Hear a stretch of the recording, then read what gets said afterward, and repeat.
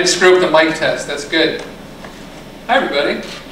I'm hoping this can be a conversation. So please interrupt, ask questions, challenge me, whatever you got to do, okay? If this is just me talking at you for 30 minutes, that's not fun for anybody.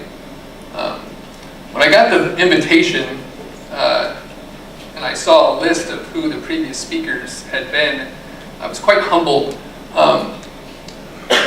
Mayor Pete is a smart guy, just returned from serving our country.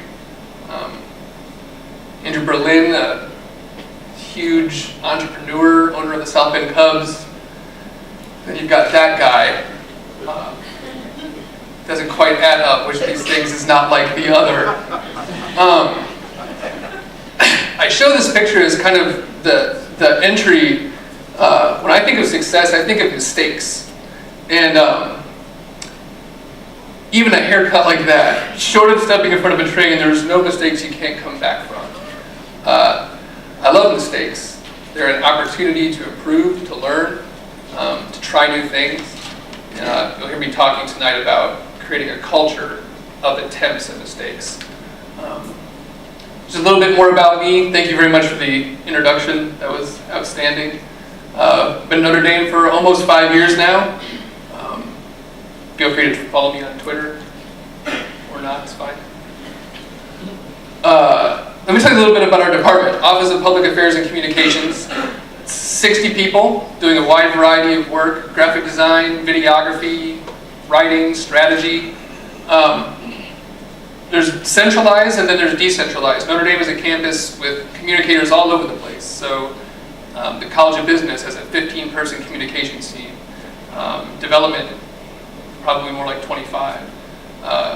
So when it comes to being a centralized office and having to think about things like standards and jurisdiction and authority, it can be a complex place to do work. It can be a hard place to keep your own personnel and team happy and inspired. The work is great, the brand is great, but like any large corporation, there's varying interests, different people doing different types of work, not everybody working at the same speed. Strategic communications is specifically the unit that I oversee. Marcom's dive into that a little bit more. It's what I came up in Notre Dame. Think of it as like a for-hire creative agency, web, print, video, photo. It is for hire, so on-campus departments don't have to use us, and if they do, they have to open their checkbook, which is interesting. Some colleges have it, some don't. Kind of immediately creates a little bit of a vendor-client thing instead of a collegiate thing, but it also keeps us very, very sharp. We have to be business focused. If they could go hire a big-time agency out of New York and receive the level of service, both of the quality of the work, but attentiveness, accuracy, the other things that make communications run smoothly, we have to meet that standard. So with that perspective, it's a very good thing. ND Magazine has been an institution for, 30, 40 years. Wonderful, independent journalistic entity at the university that takes the university to task at times. It's not necessarily a mouthpiece, it's not propaganda, and they're proud of that, and they should be. It's something that the university finds to be very important, and ultimately they are our highest level storytellers on campus. The strategic content team is a new initiative for us. I think you all see the world has changed online. The way storytelling is done online is different. It's very multimedia rich, long form storytelling infused with video. And in the past we had our storytelling sitting over with public relations, and all of our people who could make stories looked really, really good sitting over here, and a pretty wide chasm between the two. So we recently had a reorganization and had an opportunity to bring those two teams together into one unit with design, writing, video, analytics, strategy, all in one place. We're very excited about that future. And then brand, while that's not a department necessarily, while the others are, it's a huge part of what we do. Jurisdiction over the brand. this monogram is okay, this one is not, color, font. It's all important. I think when people think about the Notre Dame brand, they think about a pretty powerful thing. It might surprise you to know that 3 years ago was the first time in the university's history that they ever did a brand standard project. Like, brand standards didn't exist. They got by more in spite of themselves than because of themselves, because of the mystique and tradition and strength of that brand. But we've corralled things a little bit, and it's good. I like to say there's freedom within a framework, and we let the different groups on campus create within those spaces. Marketing analytics, I skipped over. We want to create a culture of measuring everything we do. Learn from it. We have access to gobs of analytics, websites, traffic, the whole deal. And a few of us are hobbyists in that arena, but not necessarily experts. So we brought on full-time like marketing analytics help, try to create a culture of reviewing and learning and evolving any content that we put out, see what works. It's an exciting thing if you like math. I like math. I'm going to talk a little bit about video today.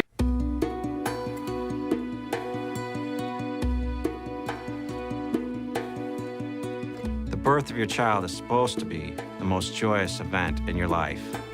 But for me and my wife, the delivery of our second son, Nicholas, quickly turned into a nightmare. While in labor, Angela Knight suffered an embolism.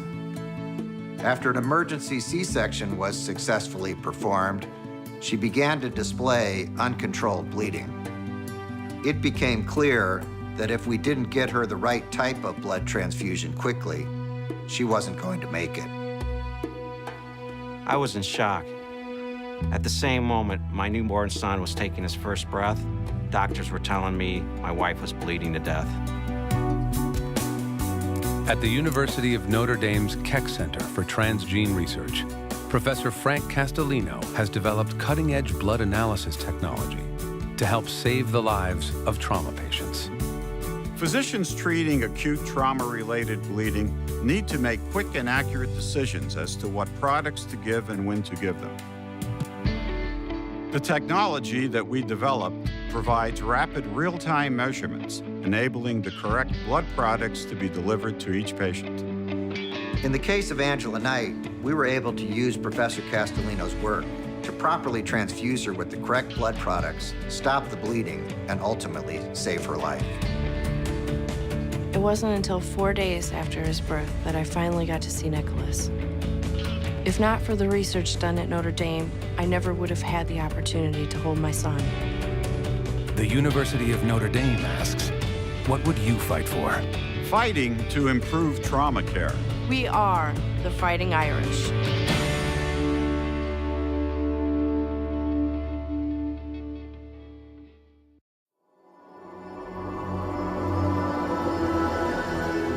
Stanford University. Today, I'm going to deliver a news to Professor Andre Linde, who is the founding father of inflation. So inflation is the theory about the bang of Big Bang. It explains why we have all this stuff in the universe. So today, I'm going to tell him our experiment, Bicep 2, based at South Pole, has found the smoking gun evidence of inflation. He has no idea that I'm coming. Oh, why? So I have a surprise for you. Wow. It's 5 sigma at 0.2. Discovery. Yes. What?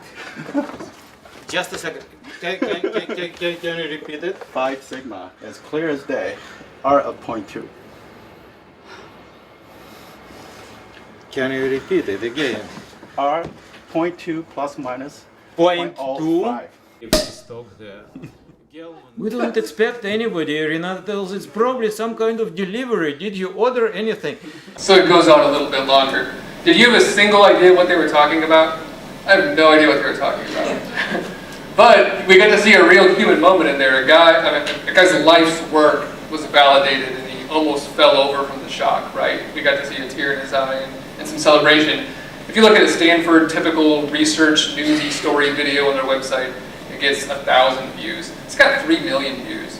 And it wasn't because anyone cared about Phi Sigma 2 or whatever the heck that guy said, right? It was the human element. And you come away with an understanding about the Stanford brand that smart, passionate, invested people do amazing things at Stanford. Stanford equals smart, passionate, invested people.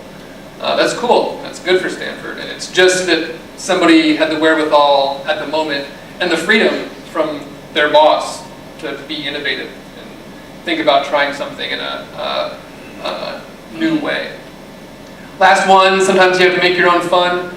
You're going to all learn when you get out there, the 8 to 5 grind, no matter what you're doing, it's going to end up being a grind 10 years in. There's all kinds of opportunities for fun. It's not all fun. So we do a Christmas video for our Marcom unit every year. And this last year we tried to have some fun and be kind of artistic with it. So.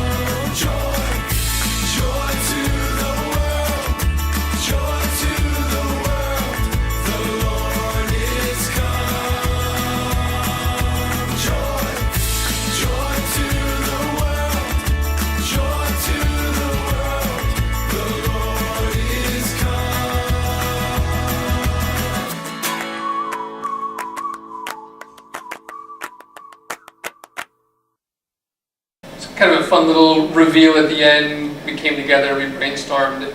And I have to admit, it sounds silly, but I get borderline emotional watching that. You're going to find, as you get older, there's nothing better than working with talented people. Like really inspiring people that care about their craft.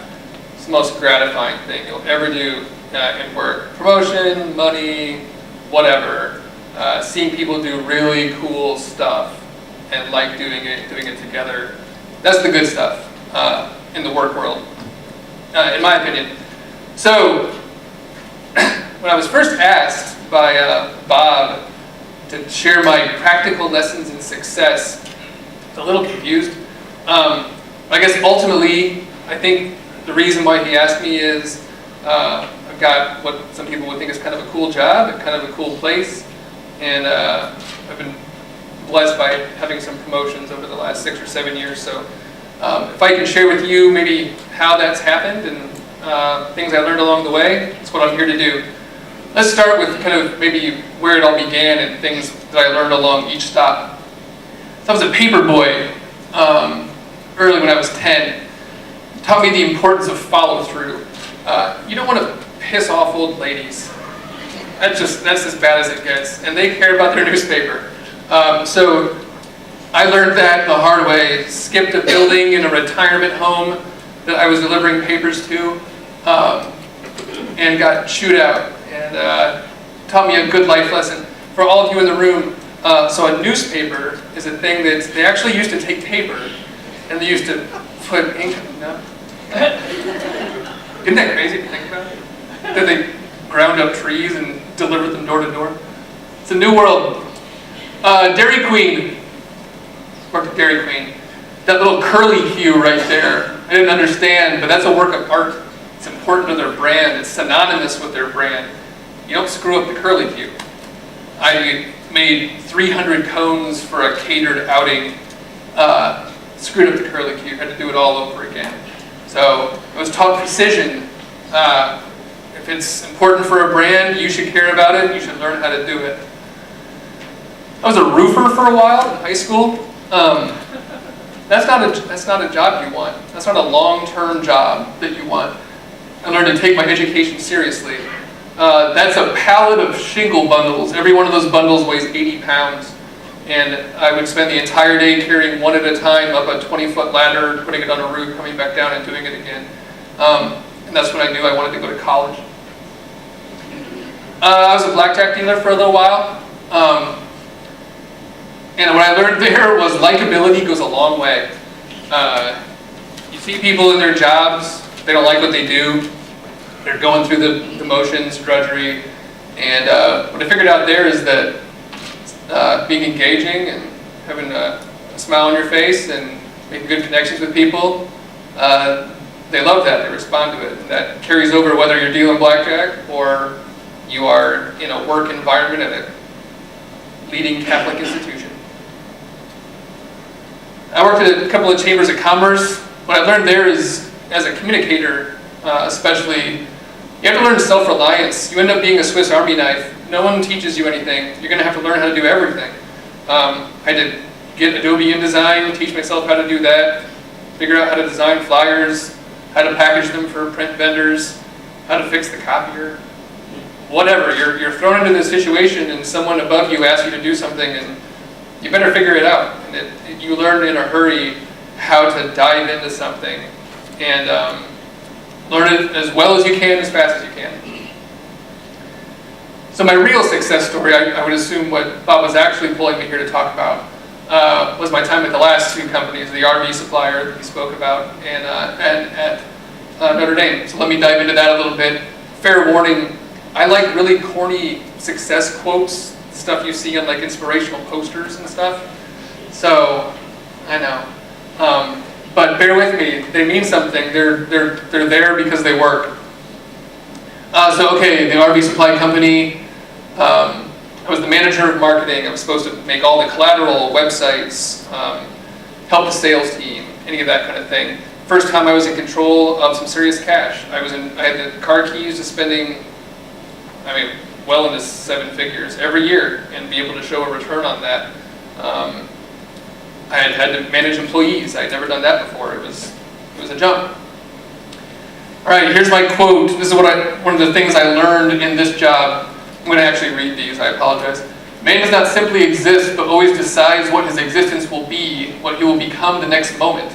By the same token, every human being has the freedom to change at any instant. Viktor Frankl was a neurologist, an existential philosopher, and a Holocaust survivor, and wrote about the meaning of life and how to approach life. And for me, that every human being has the freedom to change at any instant was the key takeaway for me. I walked into a meeting at the RV company, and I wasn't prepared, and it was my meeting. I was supposed to be prepared. I completely dropped the ball. I wasted the time of everybody in the room. If I haven't said it before, I was ADD as crazy growing up. Got by on some natural talent for a while, but didn't take organization and responsibility seriously enough. Stepped into a real deal life situation and had a real deal professional. This guy was a former Swiss hockey player. He's this hard-nosed 60-year-old guy, and he held me out for the meeting and told me in no uncertain terms, you will not waste our time again. And you can choose whether you want to pull together whatever you have to pull together or not, but that's your choice, and you can make that happen or you can get the heck out. So I made that happen. I figured that out. At the end of the day, this is be the most prepared person in the room. The only thing stopping you from being the most prepared person in the room in any meeting is you and your desire to be that. The choice you're willing to make to take the time to do it. I was not organized enough for that to be possible. So I built systems. I came up with a way to handle my email inbox. I have something I do every morning called threes. I write down the 3 things I'm going to do that day, that week, that month. I keep myself accountable to it. My calendar, if I have an important meeting at 3 o'clock, from 2 to 3 it's blocked out. And all I'm doing is preparing for that sit down. That's what successful people do. That's something that I've learned in watching successful people that I've been around. They take the interaction piece very, very seriously. Find mentors that are comfortable, confident. It's huge. Wisdom is a hard-earned thing. Wisdom is earned with screwing up and scraping your knee. And if you've got people who can save you that stubbed toe and are willing to be that for you, man, you have to ask. So approach people who are comfortable in their own skin, not ego-driven, comfortable leaders who've been there, done that. And I think you'll find that a little bit of vulnerability hey, look, I'm trying to learn the way of the world and, you know, how to make it in business. Can we have conversations with this kind of thing? Can I take you to lunch? It's a quarter, whatever. It saved me numerous headaches. There's a quote, yeah, but you work so hard. It was me. So do washing machines. That was a buddy of mine. And we were talking about a guy who was underperforming, and I was trying to rationalize and say, yeah, but I mean, that guy, he's committed. He's giving it his all. And this guy said, yeah, but that isn't enough. It isn't enough to work hard. You got to work smart. You gotta think through your day. You gotta find efficiencies. Anybody can work hard. That doesn't really, at the end of the day, it doesn't help anything. And the reason I bring it up here, I was promoted to the e-commerce manager at the RV place. I could have been doing that with all my free time once I got organized, right? I could have taken a nap. I got myself together, I got organized, I got efficient, and what do you know, I had 2 more hours a day. I had 10 hours a week. You can do a lot in 10 hours a week at work. What was I going to do with that? Was I going to chill out and pretend that it wasn't only taking me 30 hours to do my actual job? No, that's the opportunity. The void created by efficiency is where you innovate. That's where you invest in your future, right? You didn't have that time before. So what are you going to do at that time? How are you going to make that a down payment on your next promotion? What I ended up doing is I saw a hole at the RV company. They weren't doing any online sales. They didn't know how to. I didn't know anything about e-commerce, but in my free time, without asking anybody, I learned about it. I got access to sales records I probably wasn't supposed to. And I spent a couple of months working on it behind the scenes. And when the time came, I pulled my boss and a couple other leaders together, and I showed them a 1-hour PowerPoint about the opportunity that they weren't taking advantage of for sales, and I got promoted 2 days later. In 1 year, we grew from 50,000 to 2 million. Success was sitting there and waiting, and it wasn't. The root cause of all of it was that I took the time to care about being organized and to take what was a weakness, a huge weakness for me, and turn it into a strength. When you go out and you have the self-awareness to know what your weaknesses are, and you go after your weaknesses and make them strengths, you're only left with strengths. And that's all, you can do all of that. If the Holocaust survivor can tell you that you can change your life, you can change your life. You can do anything you want to do. Okay, so that takes us to Notre Dame. Web project manager. There's the internal web team for Marcom, that for-hire unit. They've worked on 400 websites. It's in their content management system. The majority of the sites on campus are kind of run through that team. And I was the person in charge of keeping everything happening, right? 100 projects at a time, tasked out to 8 people. That doesn't sound like good work for somebody who's not naturally organized, does it? So what did I learn there? I apologize, I love sports, as the people I was talking to earlier found out. Jack Nicklaus said that at many tournaments he felt he only had to beat a few competitors. When he'd hear players complain about conditions, he'd check them off one by one, thinking to himself, there's a guy who won't be in contention, there's another one I don't have to care about. Work life is all about how you react to adversity. There's going to be adversity X% of the time. Some weeks it seems like it's 100% of the time.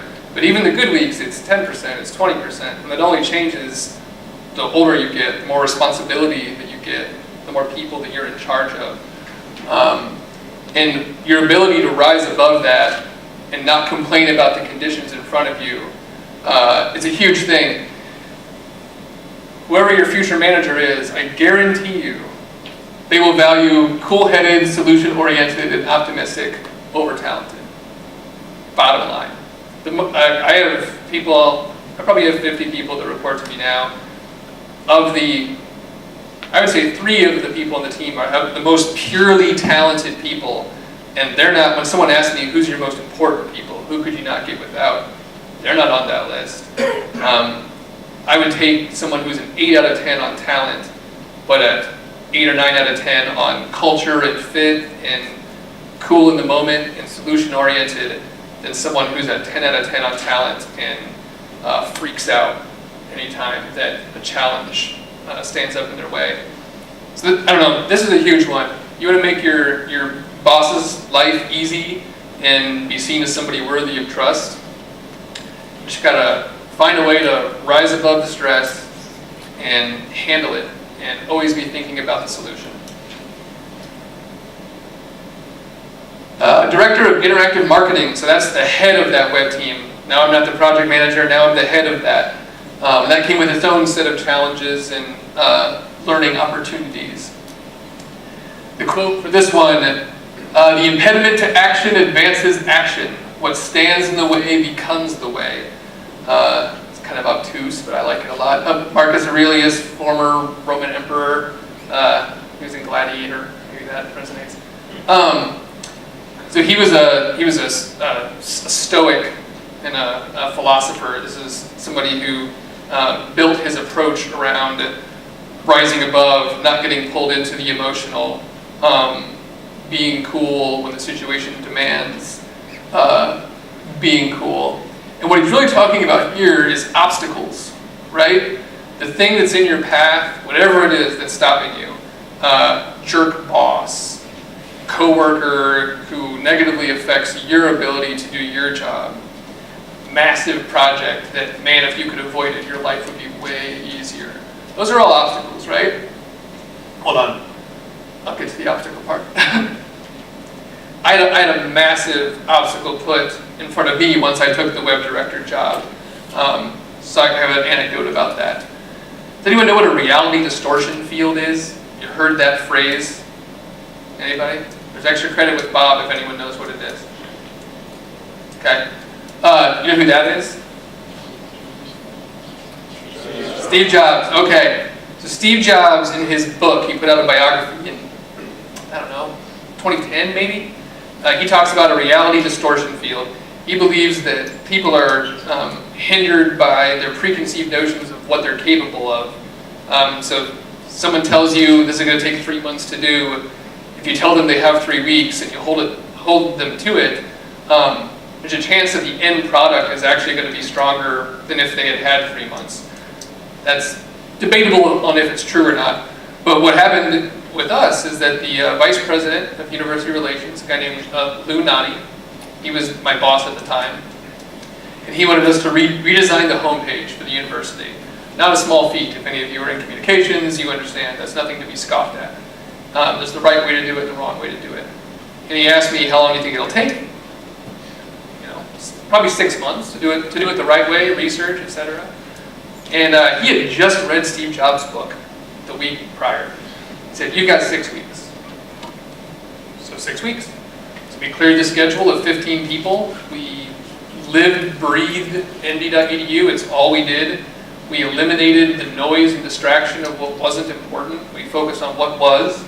And we put out something 6 weeks later it launched that the next day College Web Editor called it the holy grail of higher education websites. It won every major higher education award in that field. Notre Dame recognized us with a team president, Irish award, with something, I don't know. At the end of the day, what could have freaked us all out and we could have crumbled, we didn't. We stepped up and we had no choice but to get it done, and we did. And ultimately, the lesson to learn there is every obstacle is a massive opportunity. It is so hard to stand out in an organization. It's hard to stand out in an interview process. It's hard to stand out once you're in an organization. Your opportunities to stand out are the massive obstacle that everybody else would crumble at. You need to plead for those. You should beg for the obstacle, because the obstacle is your chance to succeed where other people didn't think you could. And now people who didn't even know who you were notice you and know that's someone who understands success. That's someone who gets things done. That's the good stuff that you can fill your voids with when you become as efficient as you can possibly be. Okay, so now I'm promoted to the managing director of Marcom. So web, print, video, photo, that has kind of a head over it. Now I'm in that job. John Wooden, great coach of UCLA, said, "It's amazing how much can be accomplished when no one cares who gets the credit."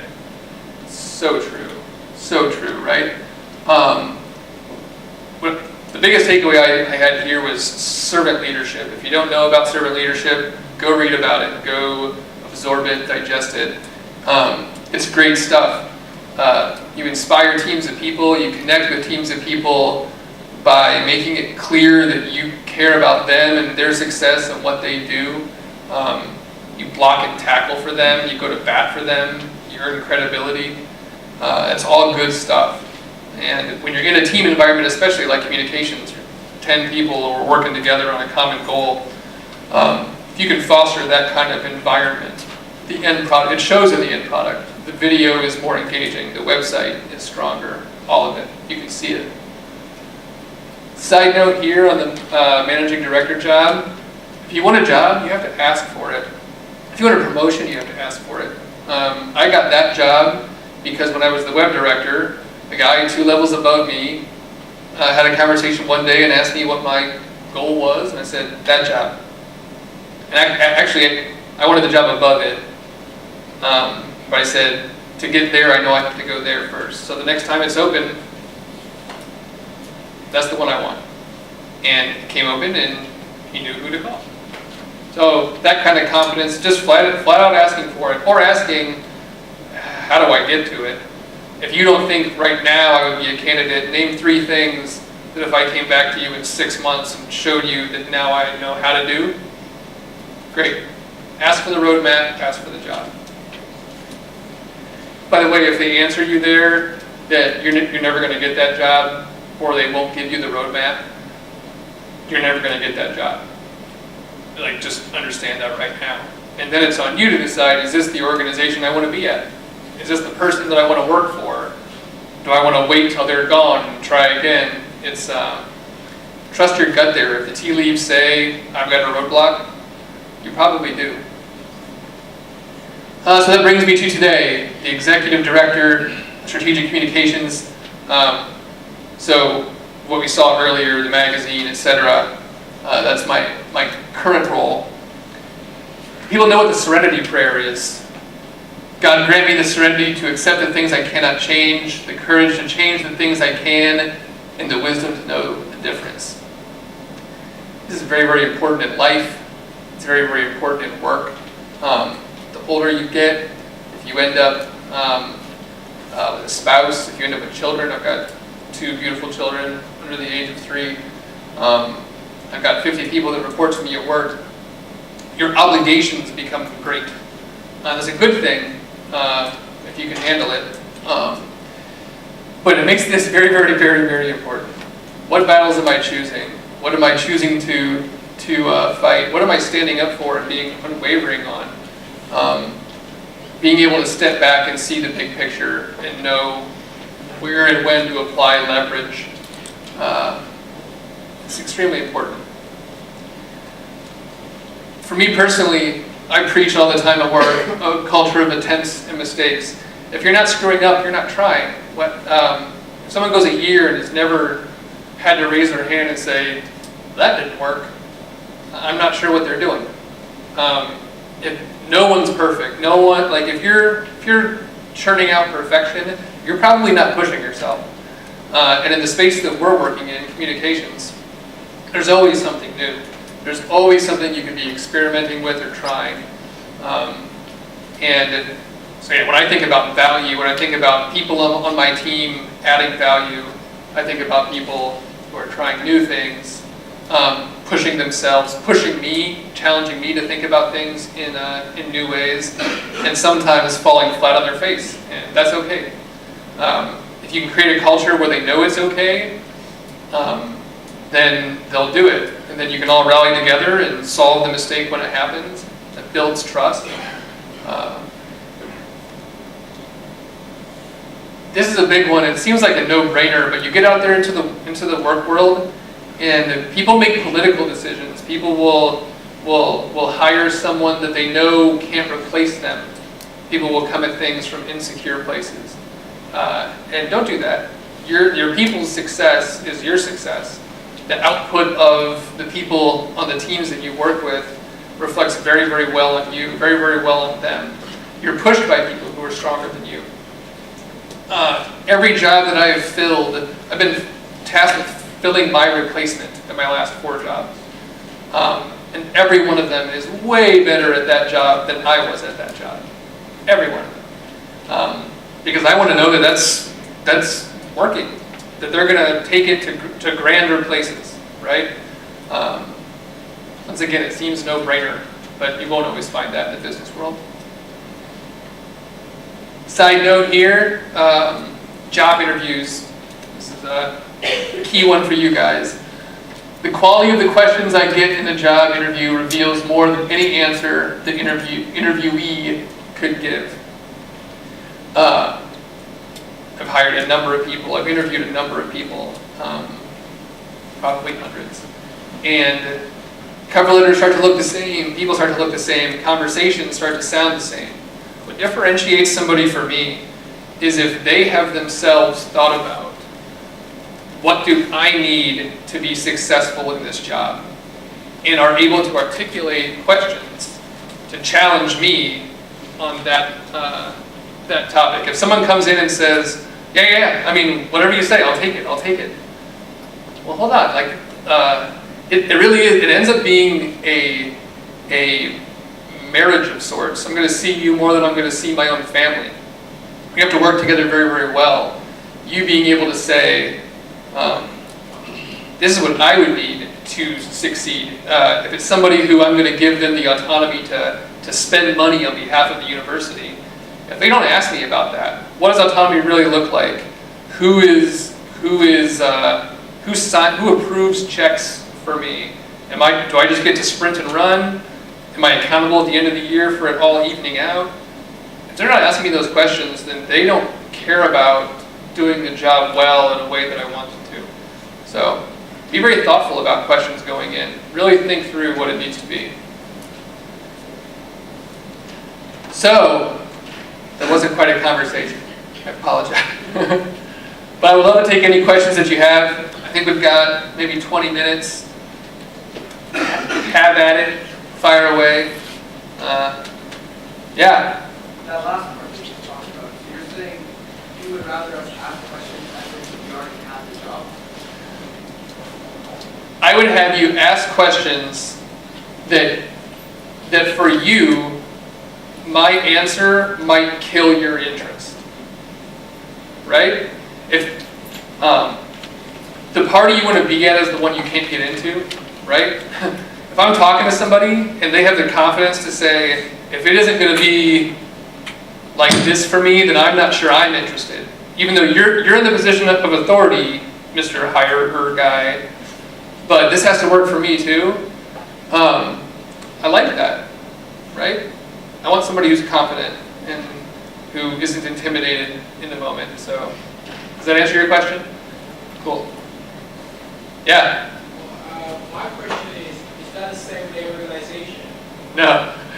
But look, it's a great question. If you get hired because you said yes to everything, my dad used to tell me the truth will out. Just whatever it is, whatever you really believe, go ahead and, you can fake it for a while. But who you really are, what you really want to do, what your strengths really are, those are going to rise to the surface. So I would say it's not every organization, but somebody who's going to hire you because you're a yes man, do you want to work for them? Right? Like, for me, that's not a job I would want to accept. If me challenging the boss to give me answers is going to make him not want to hire me, him or her not want to hire me, it's probably not somebody I want to work for. That's me personally, my own personality, what I want out of a work relationship. Does that answer your question? Cool. What else? Can't be it. I had a question. On the program Love the Notre Dame, Yeah. I'm wondering, what role did you play in that? Yes. Creating that? So Love the Notre Dame, that was something that development did. And we were actually hired by development to execute some of the collateral. I think they had done maybe the original concepting and strategy, but we helped on the logo, we helped on the website. So we weren't the originators by any means, but maybe tactical help. There's quite a bit of that on campus. If Notre Dame is putting something out publicly and humbly, if it looks good, it's probably us. It has nothing to do with me. It's the really, really incredibly talented people on our team.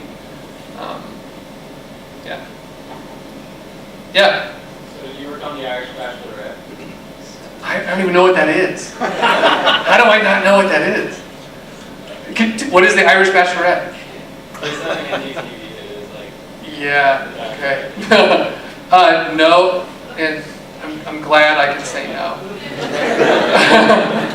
Well, I don't know. Was it interesting? I never saw it. Oh, okay. Sure you did. It's okay. Yeah. Notre Dame has two logos, obviously, the monogram and then the logo that's Yeah, the academic marks. Yeah. Which one do you find is more successful, a logo with Great question. or a logo with, say, obviously, Yeah. just a small logo? Early MVP. So without question, it's the monogram. Like you can't even pretend, right? The power of the interlocking ND is known on a national level in a way that we would only hope the monogram, the academic mark, could ever be.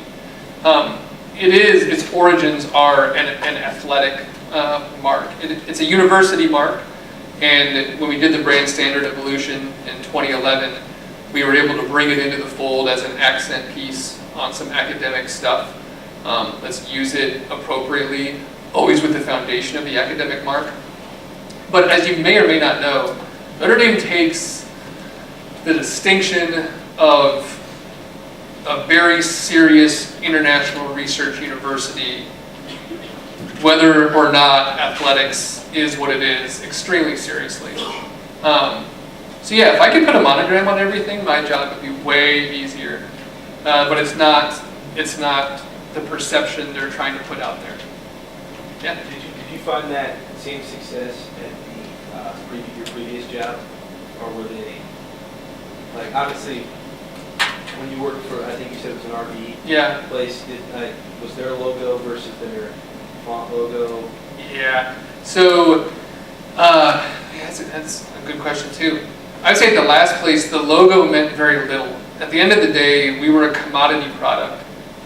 You were ordering an RV, and it had a fridge in it. And if you were ordering it from an original equipment manufacturer, say Keystone RV, a lot of people thought that the refrigerator they had in the unit was a Keystone refrigerator. They didn't know that it was another supplier, a different logo. So I think in that specific example, it was much less about our brand. We would have liked to think it was about our brand. We tried. We spent a lot of money trying. But at the end of the day, it was about getting units into RVs, as many as you can. That's what success meant. I don't know if that answers your question. Yeah. At the RV supplier, who was your main competitor?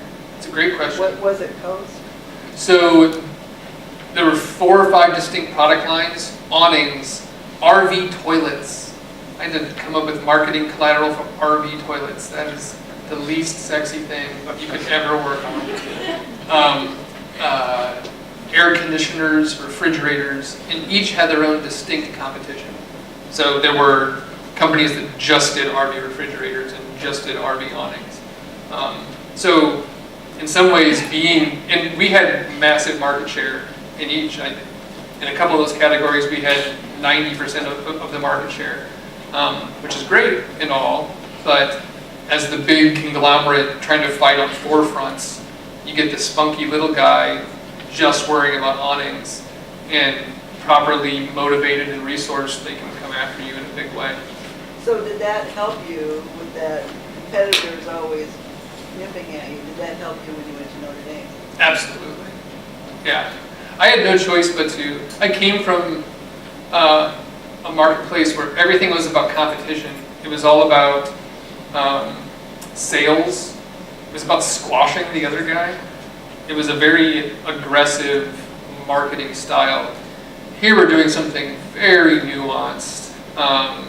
We have competition, but it's handled much differently. But I would say it maybe gave me a bit of an edge.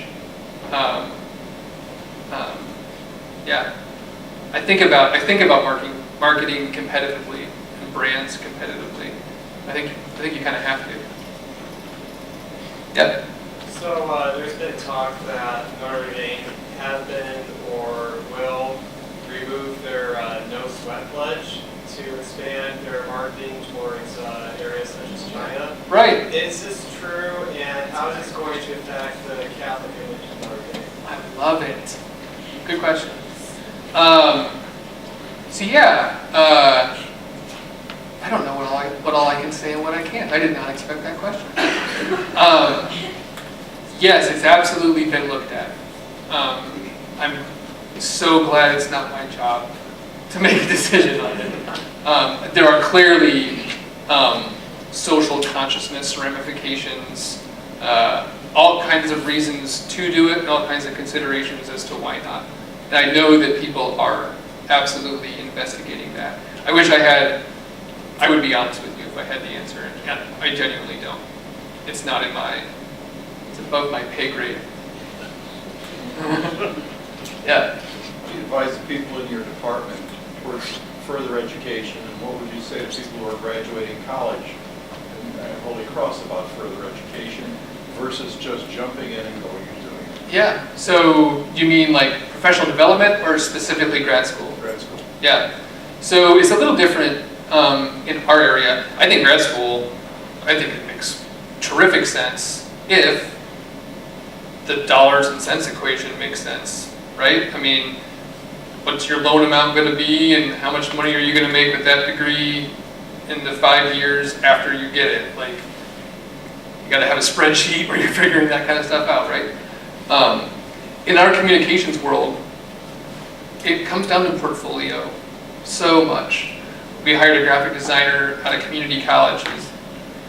Maybe she had turned 20, I don't know, maybe not. Zero employment experience at all. But she was a rock star designer, and I had every confidence that we could teach her the ways of the business world.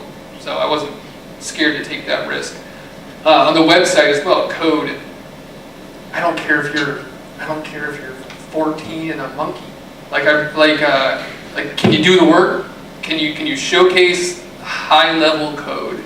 And can you not be a jerk? Really, like, I hate to be so, but yeah, you got to have the capability. You got to have the skill set in that communications field. You got to be an expert at something. Now, I think if you get into code design, or very specific, you get into writing, you get into storytelling, you get into public relations, issues management. There's nothing like that's a science. Crisis management, issues management, controlling messages. To me, that's got grad school written all over it. That's just my experience. What do you look for most, like portfolios? Man, it's so subjective, right? So what I try to do is for every job we hire, I try to extremely narrowly define exactly who we want, right? And so someone might be able to show awesome illustrations or kind of overall concepting or new technology or all of it. But if I'm not looking for illustration, then it's tough. I would say a breadth of work. I don't need it to have been published. I don't need it to have been on the side of a product or on a website. In fact, sometimes when someone shows me a really put together portfolio that no one paid them to do, that's cool. They spent the time and energy to invest in themselves, and I like that. It's entrepreneurial. So I would say a really robust, like, self-volunteered portfolio I find impressive. What else? Bob. Possibly the last question, although you were a pain in the you-know-what to work with at times. Yes. We did turn out some pretty good work together. Yep. Although I think the highlight of my career with Mr. Johnson was the 300 ceramic toilet in bone and ivory with a 360-degree rim wash. Absolutely. That was the highlight of that year. I still dream about it. Nightmare. I'm trying to write copy for this guy. As we exit the program here, are there any insights on how and what you look for in handling a person who may not be the right fit for your organization to bring them back into the fold? The personal relationship where you take somebody that might need a helping hand. Someone that's already in or trying to get in? Already in. It's handling people. Man, that's a great question. That's management right there, right? Like I came in as a communicator who did a little bit of management, and now I'm paid now to just manage. 90% of the time I'm personnel management, right? So we have an example right now, and I can't get too specific, a really, really capable, intelligent person is in the wrong job. We have them doing the wrong thing. It'd be amazing if this thing over here, it's a demotion relative to what they're doing now, but they'd be happier, we'd be happier, clients would be happier. It'd only be a good thing. And that took a lot of, took years of transparent credibility and feedback with this person to be able to approach them and say, have you ever thought about this? Like, let's talk about that. I'm not going to shove it down your throat, but let's talk about it. So we do it. I believe very much in the right people in the right job. There's nothing worse you'll find than being unhappy in your career. I've had it. Every one of us. If you've worked for at least 10 years, you've had a job where you did not like it, and that can be really soul crushing. You're spending your 8 to 5 on a beautiful summer afternoon, and you're doing something you hate. Funneling people to the right place. I'm all for it. One more question? If not, Justin, can you close out, please? Thank you guys very much.